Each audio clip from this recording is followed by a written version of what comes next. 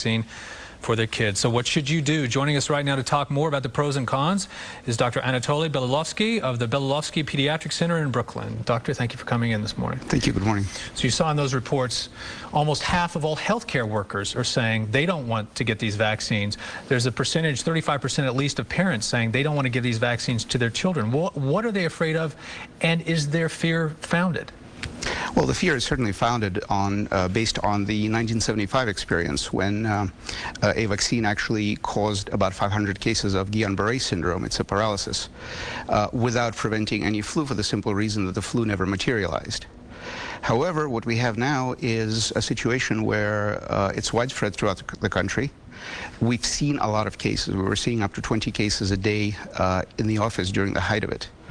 And there have already been way more than 500 fatalities. It's more like 2,000 or 3,000 fatalities across the United States now. So even assuming that the vaccine is as bad as it used to be, the risk-benefit ratio is still favorable.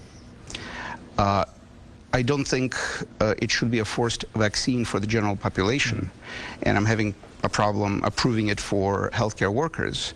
On the other hand, as doctors, as nurses, I can't speak for other healthcare workers, but doctors and nurses at least recognize the daily risks of working with sick people. We get coughed on, sneezed on. We get bodily fluids spilled on us all the time. So we are always at risk for catching something. And you're at risk, or you're putting your patients potentially at risk, if you haven't been inoculated against some of these diseases. That's correct. That's correct. And I think it's part of our job, not to flinch when a child is throwing up on us, and also not to flinch when we have to get the vaccine. Right. Now, we were talking earlier, and you said that the mist form of the seasonal flu vaccine is very effective. You've taken it for years, and you found it to be very effective for you. And now we understand that the mist form of the H1N1 vaccine will be out soon. Yes. So do you think there's less reason for people to fear them? And also, are there certain people who are excluded from using the mist forms? Well, there certainly are people who are excluded. It's only approved for people between 2 and 50 years of age who are in generally good health and are not pregnant. So it does exclude most of the really high-risk populations. It does not exclude healthcare workers, and it does not exclude children and young adults who are among the first who need to be immunized against swine flu as well as regular flu. So it really is a good product. It's also very effective against interrupting transmission of the virus. So you can actually put a wall of immunized people around the high-risk people and protect them in that way. And that's the idea behind prioritizing immunization of people who take care of children under 6 months of age, who of course cannot get any vaccine under 6 months of age. One of the early concerns about this season in particular is that you have regular seasonal flu affects a certain population, and H1N1 affects a completely different population, and almost all the different age groups are covered by both. Is there a fear that it might be twice as bad a flu season this year? Well, it's an additive effect. It's not a synergistic effect. You may have twice as many cases because you have two epidemics going on at the same time. I doubt that it'll be 4 or 5 times as bad, which you would expect with a synergistic effect. In any case, it falls well within what we can handle. It falls well within what we've seen. I believe the 2000 epidemics was, I think, much worse than anything I've seen in recent years. And you said briefly, because we have to wrap it up here, but you said that of all the different parts of the country undergoing this epidemic right now, the Northeast is having the least impact. The least of it, yes. And why is that? Well, what I think is that we've already had most of this epidemic. As I said, in the spring we were seeing very many cases, very many children were sick. It's possible that a lot of the susceptible population has already had it. Well, let's hope so. Let's hope it's not as bad as people think. Dr. Anatoly Belilovsky, thank you so much for coming in. Thank you. Appreciate it. All the best to you. Coming up after the break, experts say the city's bridges and roadways are in need of some major repairs. When we come back, we'll show you the 10 worst bridges and elevated roadways in our area. Are they safe? And will they get the attention they need? We're back in a minute.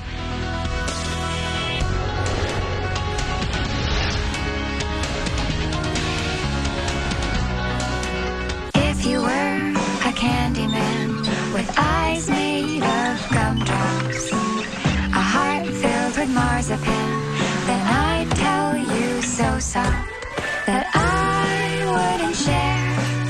'Cause no one can have you but me. You're so sweet, you're so sweet.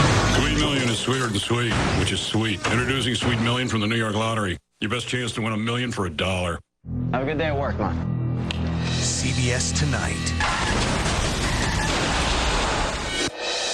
Daniel was registered as an organ donor. Doctors. I have an offer and a kidney for you. Patients. Are you telling me I get to have my life back? Donors. He saved her life. That matters. Saw this afternoon. Like his picture? Did he say anything to you? Why are you asking me all these questions? Did he say anything? Nothing. He was tired and wanted to have a scotch. You don't have any ice in your drink. That's it, scotch. Listen, see, you didn't have a hallucination. The professor's been murdered. The guy you saw this afternoon is a fake. Oh, no. Yeah, listen, I talked to your real professor last night. I mean it. He didn't want to have anything to do with Mr. Devereaux.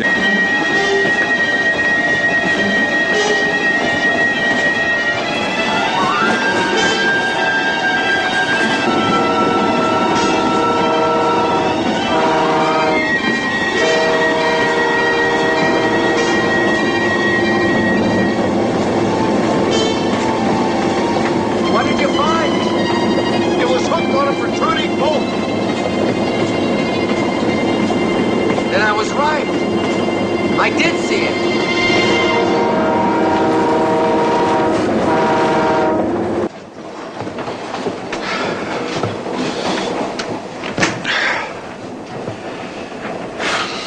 I bet Devereaux has already got the body picked up and placed in cold storage someplace. Too bad, he was a sweet old guy. But why did he have to kill the professor? He was going to be embarrassed by the findings in the professor's book. 2 of the Institute's Rembrandts, both bought and authenticated by Devereaux, were going to be proved forgeries. The professor had the proof in his possession. I asked him last night, what was the proof? He told me I was going to have to wait for his lecture. Devereaux wasn't going to wait. No. I think the idea was to kidnap the professor, then kill him, and then, substitute some phony lookalike who would botch the lecture and discredit the book. We've got to find the proof. But to have the proof, they have it. That's what Winey and everyone was looking for this morning, the Rembrandt letters. They said that they found them in the professor's trunk. They're lying. That's the first place they would have looked before they started turning his room upside down. No. No, the professor hid them someplace, somewhere simple. As a precaution, when he found out that Devereaux was on the train. My God, I know where they are. Come on, come on.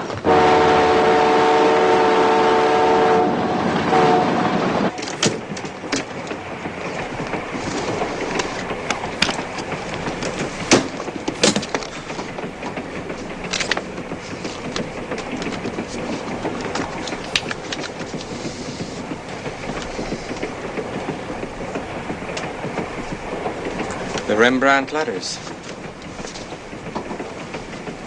Holy Toledo, I think you found it. This is the genuine article, penned by the old boy himself, huh? Rembrandt, Harmanson, van Rijn. Yeah. My guess that there's a fact, there's some kind of a date in all this that proves the charges the professor makes in his book. Push the button for the porter, will you? I want to get the conductor to radio ahead to the next town. You know, it's difficult to believe that a man was killed over those.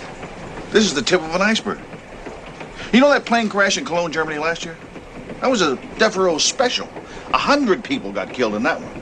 It was just to cover up his involvement in the Metropolitan Gallery scandal. We knew he was responsible. We couldn't pin it on him. These letters are going to blow his multi-million-dollar operation in art sky high. That's why she was so distant. They must have had her in a corner. I want you to remember that your neck is on the line, too. You already told them you saw the real professor shot. Yeah, I did. So what do I do now? You be responsible for Hilly. Get her off the train into safety. I'm going to take care of Mr. Devereaux. Here comes the tunnel. We'll make our move when the train gets to Dodge City tonight.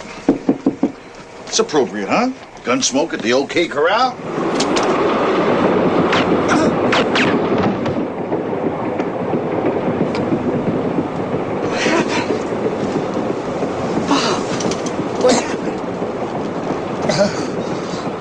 Put him back. Go on now. Do it. Get my gun. Take my gun. Take my gun. Go on. Get the girl off the train, okay? Go on!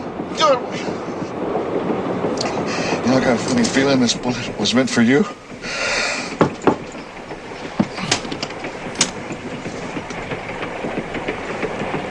Shoot, that man's dead. Holy moly, you shot him. No. You. No, wait a minute. He's been shot. The man's been shot. Oh, my God. I didn't shoot him. Hey, you're not... Hey. He's not dead.